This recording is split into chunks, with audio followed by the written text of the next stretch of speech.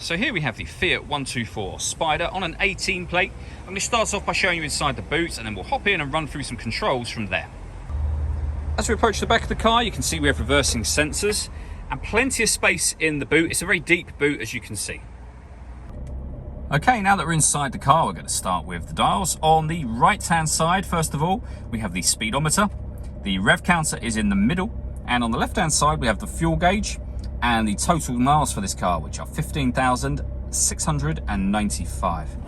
If we back out to the steering wheel, on the left hand side we have stereo and phone controls, and on the right hand side we have cruise control for the car. Over in the center is the main screen.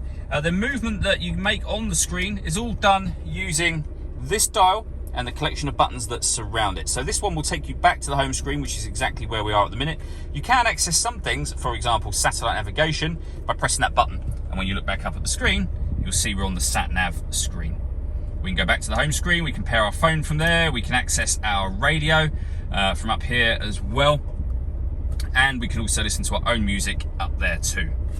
Working our way down from that, we have the air conditioning.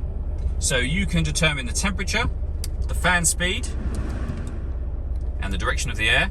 The air conditioning is on at the minute, so off, back on again, or you can set this to auto, which is just there, and the car will take control of the fan speed to maintain the temperature you've asked for, which you can hear it doing now. Just override that whenever you wish to. And similarly, you can do the same here.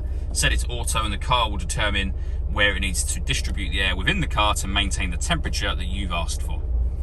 We have a heated driver's seat and heated passenger seat as well, both with 3 different heat settings each. We have 2 USB inputs to plug in your own music devices and auxiliary input as well.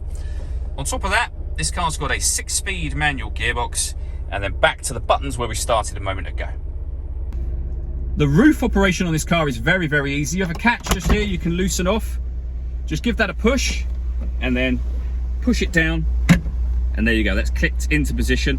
To bring the roof back up again, lift that and then just pull the roof back up and click it back into position. And bear in mind I did all of that with my left hand whilst videoing on my right hand. It's very, very light, really, really easy to do.